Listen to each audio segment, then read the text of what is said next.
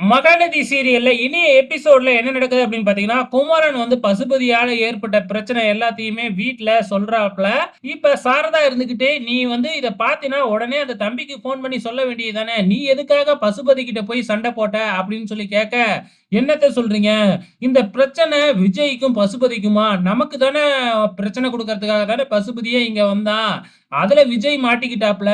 இப்படி பேசுறீங்களே!" அப்படின்னு சொன்ன உடனே, அது தெரியுது தம்பி. அந்த தம்பினா வந்து பார்த்தீங்கன்னா, சமாளிச்சுரும். ஆனா உங்களால, நம்மளால சமாளிக்க முடியாதுல்ல. அதுக்காக சொன்னேன் அப்படின்னு சொல்லி சொல்றாங்க. அதுக்கப்புறம் வந்து காவேரி கிட்ட நம்ம விஜய் ஃபோன் பண்ணி பேசுறப்ப, நடந்த பிரச்சனை எல்லாமே வீட்ல தெரிஞ்சிடுச்சு அப்படின்னு சொல்லிடுறாங்க. நம்ம விஜயும் பசுபதி மேல பயங்கர கோவத்துல தான் இருக்காங்க.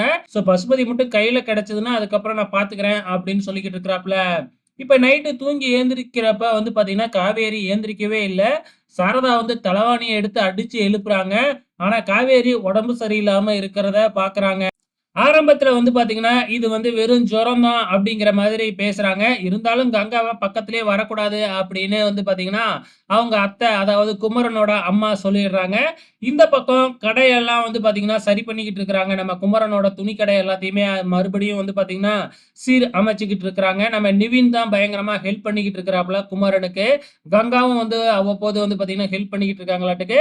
இப்ப நம்ம காவேரி வந்து பாத்தீங்கன்னா, உடம்பு சரியில்லாம இருக்கிறதுக்காக வந்து பாத்தீங்கன்னா, தனியா இருக்கிறேன் அப்படிங்கிற பேர்ல, விஜய் தங்கியிருந்த அந்த போர்ஷன்ல வந்து படுத்திருக்கிறாங்க நம்ம காவேரி.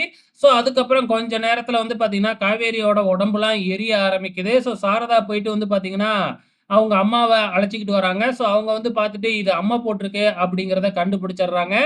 இதுக்கப்புறம் வந்து காவேரி பக்கத்துல யாரும் போகக்கூடாது. அம்மா வந்து நமக்கும் பரவிடும். அதுலயும் கங்காவுக்கு பரவுனுச்சுன்னா அவ்வளவுதான்.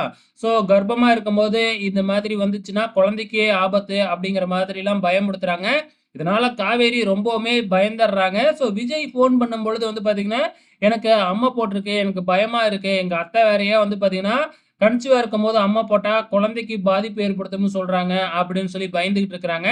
நம்ம விஜயும் "கவலைப்படாத. நான் வந்து டாக்டர்ட்ட கேட்டு சொல்றேன்." அப்படின்னு சொல்றாப்ல. வெயிட் பண்ணி பார்க்கலாம் நாளைக்கு என்ன நடக்குதுன்னு.